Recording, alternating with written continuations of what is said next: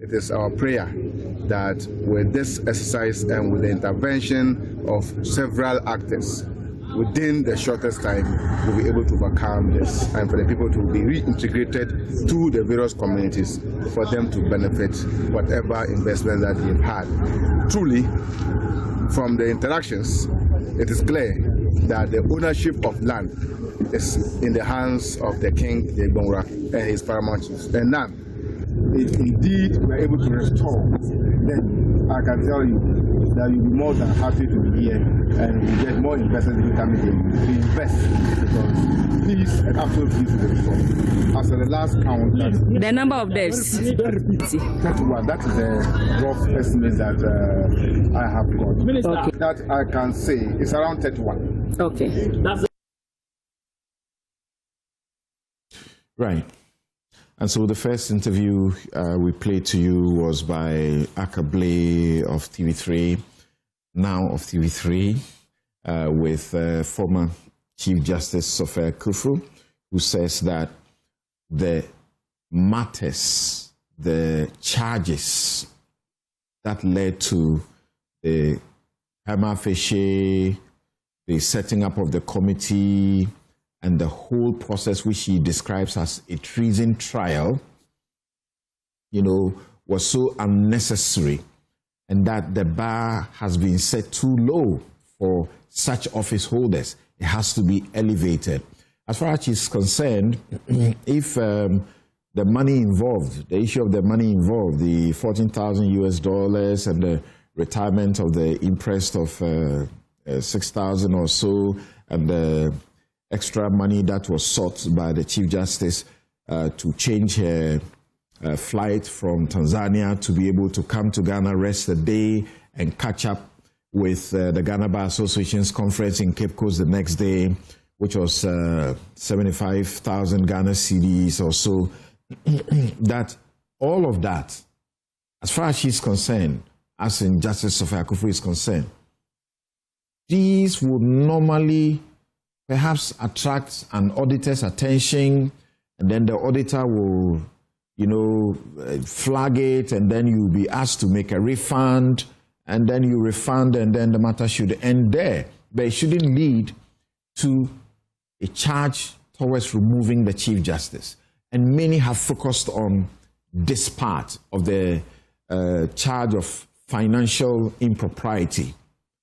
But we still need to refocus the discussion this morning to not stay with the charge of impropriety, because if you look through the entire process, it does appear there were even other aspects that may have been deemed to be graver, even though this one, the petitioners, demonstrates in their written address to the committee that, first of all, she was not entitled to it. Husband and daughter were also not entitled to it, and to even get per diems in addition to that. And they use their own judgments to say to her that if you are Article 71 office holder, is the president who determines what you are entitled, not by any other policy. And even by that policy, you should not have put your husband and your daughter on also to enjoy, and so on. So it was both unlawful, it was unconstitutional. And then they talk about dismissals of certain persons, transfer of judges in circumstances that they find, to be the use of a power in an abusive manner. Persons who had been investigated and found not to have committed wrong and needed to be reinstated, and she ignores, according to the process, she ignores the orders or the findings of the committees. Court makes a decision, and then she writes notes to circulars to the courts saying that you are not supposed to listen to this particular person, don't entertain her, and using, as it were, directives to override judgments. So they raised several of these in the petition, and we should not forget about all of them. We'll get into all of that. But Sofia Kufu is being asked a number of questions. We'll ask them on the platform here too today. She's the one who made the prima facie determination in Charlotte Osei's case. In Charlotte Osei's case, the argument was that it was procurement breaches And in procurement breaches, if they are established, you could actually have them ratified, so you don't suffer any punishment. If you suffer punishment, it could be for a fine or something of the sort. Why did we not resort to that rather than use that to remove her? And she made the prima facie determination in that case. What does she have to say about that?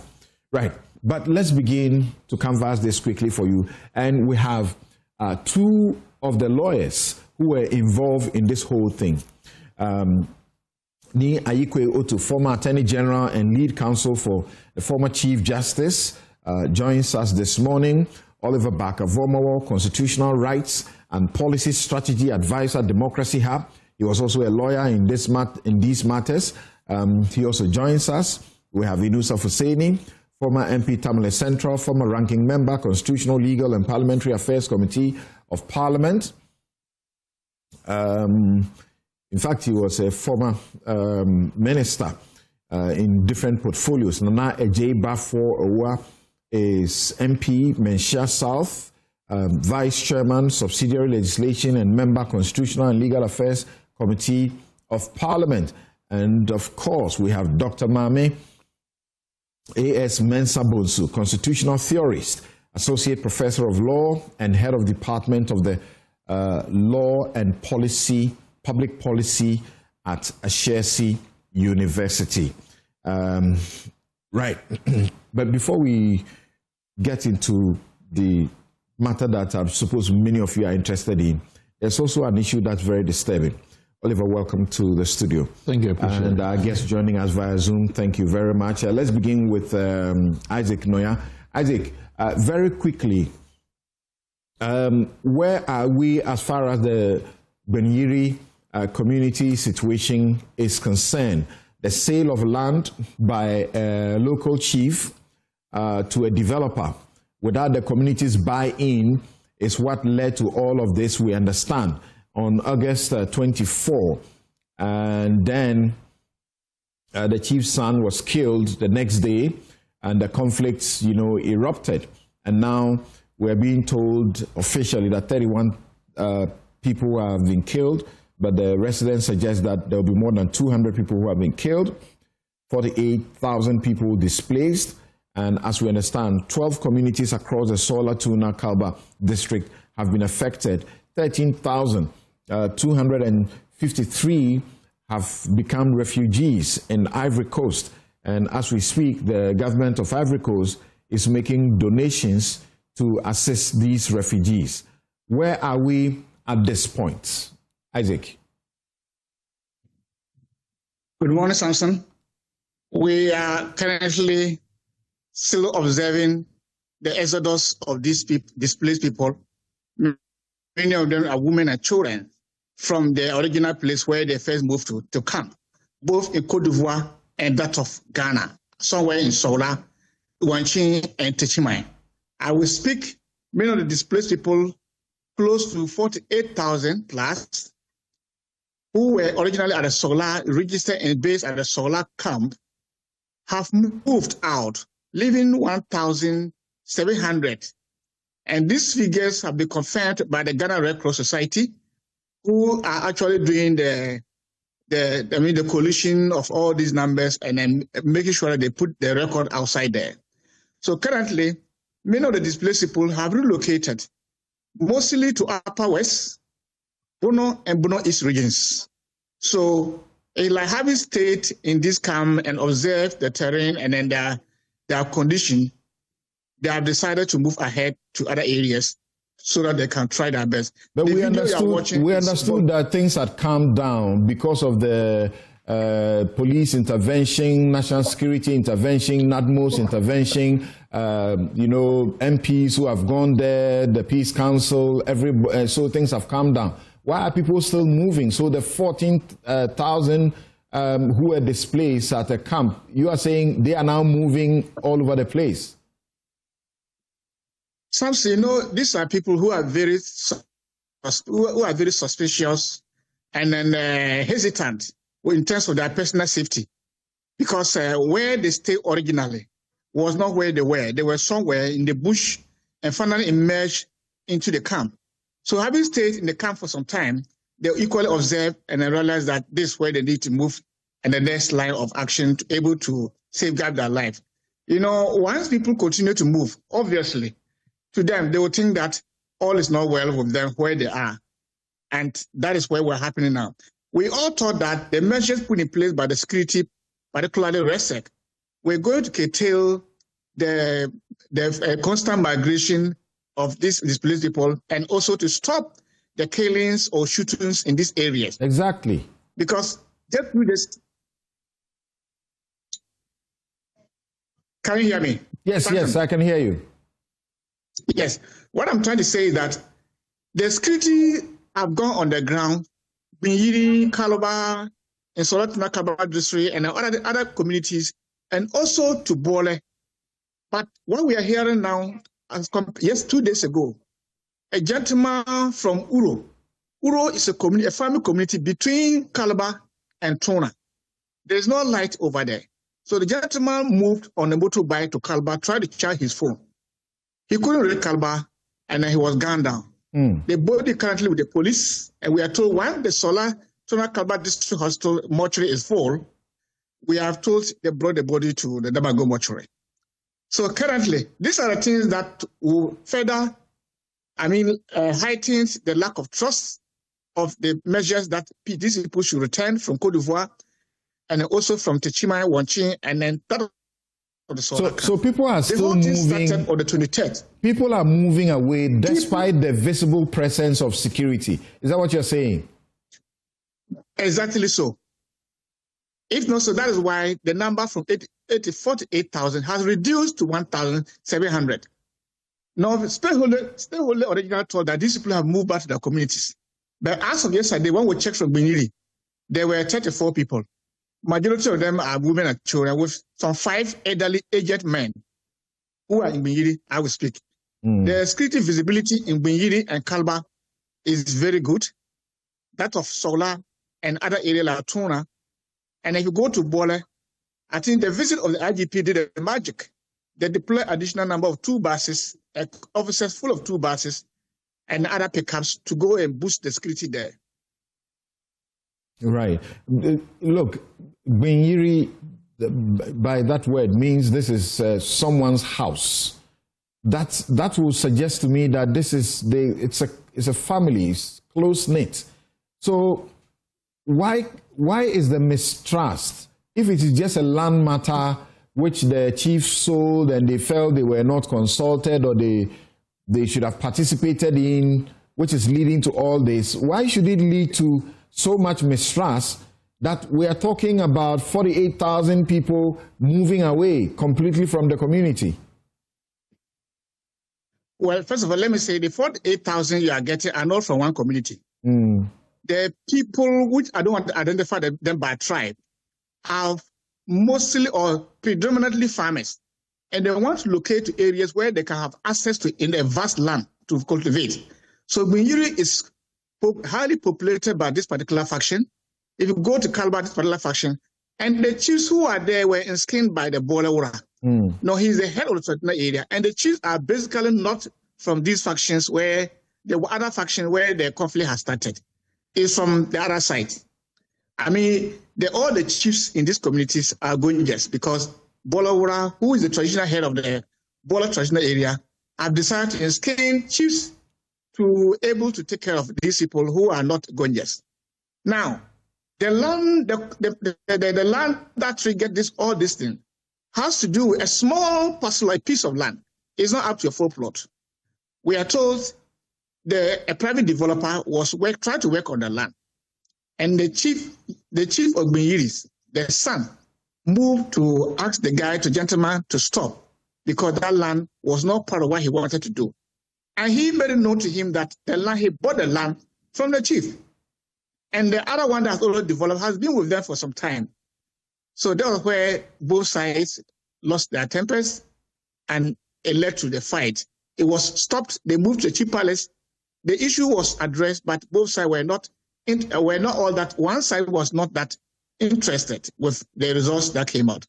Now, the chief of Calabar was brought in to see how he could also do for them to handle the thing. But they say the posture of the chief of Kalba who that at Gbenyiri was something that made them very suspicious. So the two sides, one thing led to the other. 2 people were killed, 2 additional killed 4, and the 5th person happened to be the son of Kalba chief. The Gbenyiri chief and his son and the family left unhurt. Nobody touched them. Okay. Isaac Noya, thank you very much for this update. Please keep watching the space, and we will continue to get back to you for updates from this area. And please be very careful. Thank you very much, Isaac Noya, is correspondent in the Savannah region, bringing us that report. He's been reporting since this matter began. So let me come in the studio. Let's get some very brief comments about this. The Interior Minister, Mohammed Mubarak Muntaka, says that, hopefully in a matter of by Monday, a committee would have been set up to begin to investigate what happened and bring a report for them to be able to act on. And then he also said that we are supporting them the best that we can. And let me also thank the government of Côte d'Ivoire for the support that they are giving us in the cooperation, and then the UNHCR for their support. Thanks, Samson. I mean, I think that the multi-ethnic issues, the security issues that I feel perhaps the least competent to speak to. I'm going to focus on perhaps the legal and maybe policy response aspects of the issue. It is easy to dismiss, the origins of it. Well, land was sold, and so they must be set off in a particular way. But the truth is that for many times, consistent national security reports on Ghana continue to flag our land conflicts as a potential source of a broader conflict that can happen and engulf this country. There have been several attempts in the past about land administration. There have been World Bank funded projects about how we bring sanity to how we administer land ownership, clarity around this. And it's a bit strange that even for this long, questions around ownership continue to remain very murky. Establishing one's ownership of land in this country is a very challenging process. So this is something that we must view in the same backdrop. In fact, I have been very involved in the past few months as well, particularly around the Galamsey areas, where these thorny issues of chiefs selling land, chiefs giving land to artisanal miners and things like that is also generating its own conflict in some regard that is potentially going to explode. So I think that's something that we need to, again, sanitize in order to avoid these instances. The second issue is about the humanitarian crisis in many respects. And in fact, in the beginning, and for many of the accounts that have been said, it seems that the government's own responses to the humanitarian crisis has not been up to par in terms of how we deal with this. Even in terms of the lateness of our coordination with our colleagues on the other side of the border in Côte d'Ivoire, in terms of how we respond to the folks that are coming in and how we deal with them, it's a big concern. But this is not a situation that you want to perpetuate. This is not turning a refugee crisis point that we want to create, particularly considering that, again, there are food security issues. So many of the communities are in many respects food baskets for the regions and beyond, that if these people have left their farms unattended, they cannot continue for a long time. Right. So that's something that they have to be able to bring sanity even before, and even as we think about the humanitarian aspects of people need to get back to their homes and getting back to their lives. The next point I'm a bit interested in as well is in terms of reportage and coverage of this. So I don't know whether it is our fascination with by-elections in most respects, that this was happening at the same time as the Akwetia conversations. And if you look at the extent of coverage Akwetia gets, it's completely disproportionate to what the loss of lives at the scale in which they were happening in Gbenyiri and the surrounding areas. And as the people that made such a meal out of the people that died in Techiman, I don't know whether the fact that it was, again, election connected, that we have a particular penchant for dramatizing election-related issues. But this is a huge crisis. Whether we are believing the numbers that is 31 or even 200, as some are speculating, even the number of people who died apparently on the boat, on the white voter that drowned, that we have only been able to find 6 survivors. The number of people that actually died, we have not been able to establish that to be able to add that competently to numbers. That is a big problem. So for me, I am also concerned about how we partition our humanity and empathy towards reportage of issues generally. And I've noticed, I mean, again, it's perhaps a long historical thing in terms of how we cover the northern part of the country, the way in which we create sympathy and empathy around issues that affect certain areas.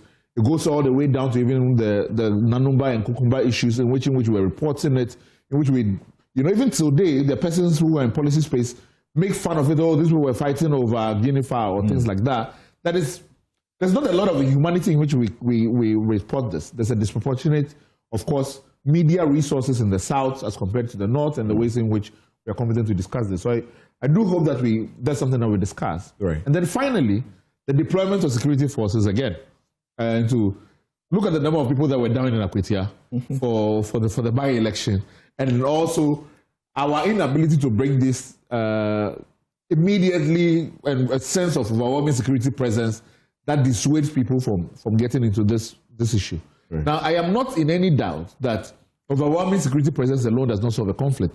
If a dead Boku would not be in the situation in which it is. But we already have a situation which is brewing in the Upper East. We don't want to add the Upper West again to the range of issues. So perhaps those are my initial thoughts. Thank you. Nana Bafo, the people are certainly not assured of their security. And that is why even the 48,000 displaced, as we are being told now, have all, left the place and leaving about 1,000 at the camp. Good morning to your cherished listeners. In my view, it speaks to a certain orientation, which is as a result of their knowledge of where they find themselves. They know the place more than we all do. And so typically, they are right to have that kind of feeling, that sense of fear. And so it is for the security agencies working with other agencies of state to gradually ease them out of that fear. Otherwise, like my brother said, the consequences are there beyond the humanitarian crisis. You're also looking at food issues, food security issues. And so in that regard, I think there's a lot of work to be done. We need to be very careful when we are handling some of these matters. Already, the multiplicity of ethnic groups, diverse ethnic groups in the northern region and some parts of the country always make matters very sensitive. And so the little triggers may cause some of these things, which is why, personally, I've always been against dragging, for instance, issues of tribe into politics, issues of ethnicity into politics, making sure that, security in certain areas are not a matter of an event, but there should be continuous presence, continuous guidance, continuous sensitization to ensure that these things, they don't reoccur. Because, look, we've gone through it over and over and over and over again. And in my humble view, the time has come for us to pay more attention to these places. Look, my brother Oliver just mentioned the fact that, this thing happened just about the same time when the Akwetia by-election was taking place.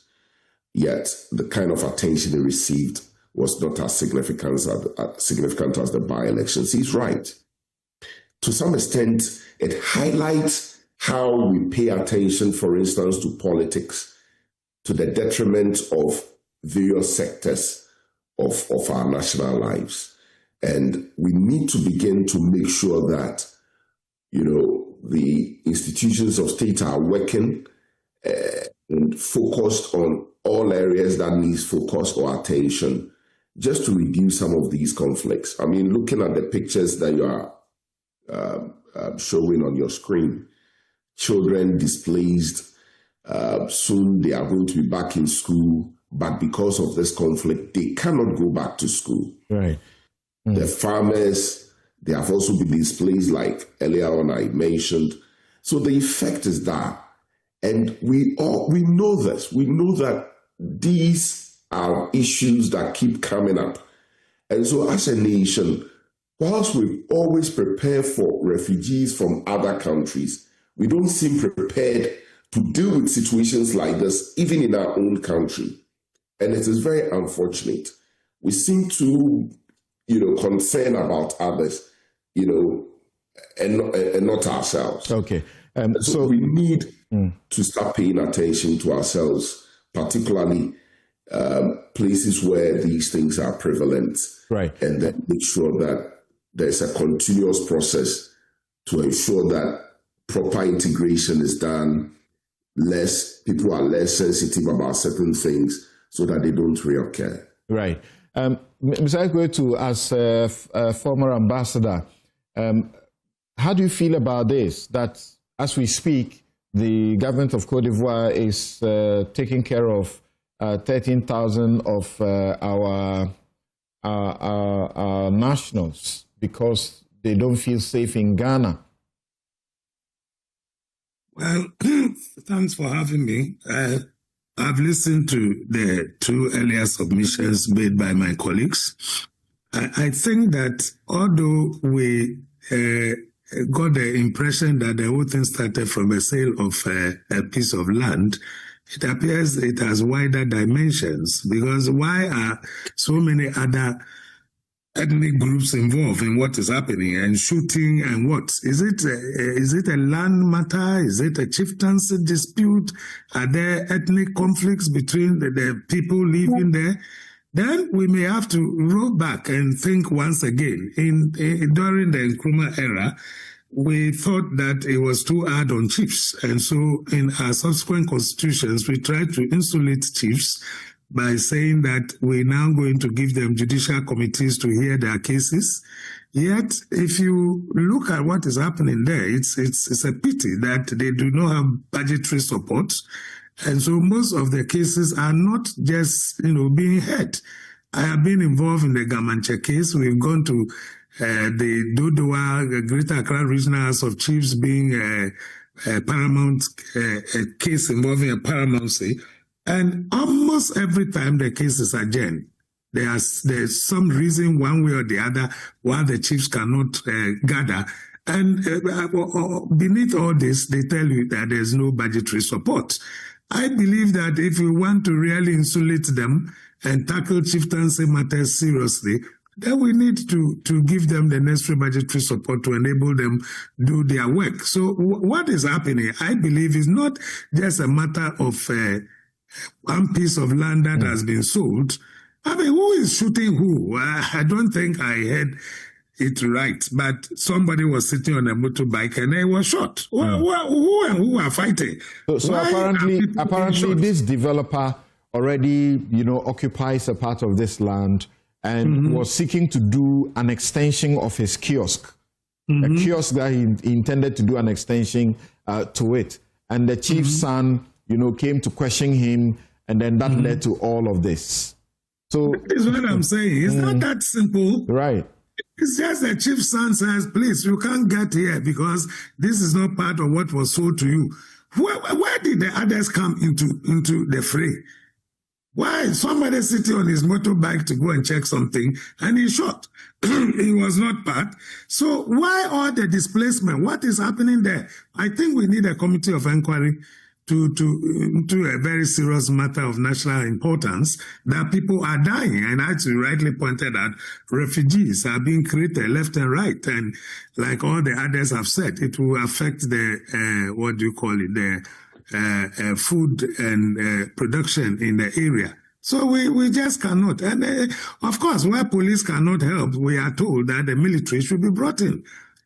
So we need to bring it down, whatever it is that is happening there. I mean, what firepower do they have there? Some single barrel, guns and the rest. So let's move in and make sure that this thing is calmed quickly, and then we set up a committee of inquiry to go into the matter. And if there are chieftaincy and land issues, we deal with them once and for all. So now that the people are living in such, large numbers, deserting the entire community, is it still important to have, a good numbers of police there to do what?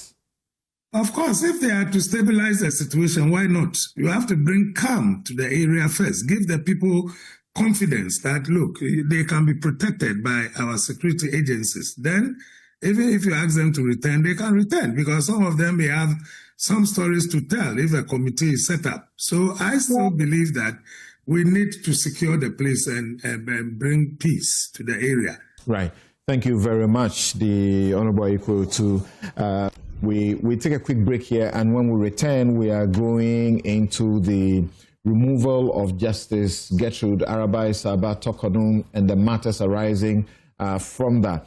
We're looking at the facts, the law, and the politics. We'll be right back.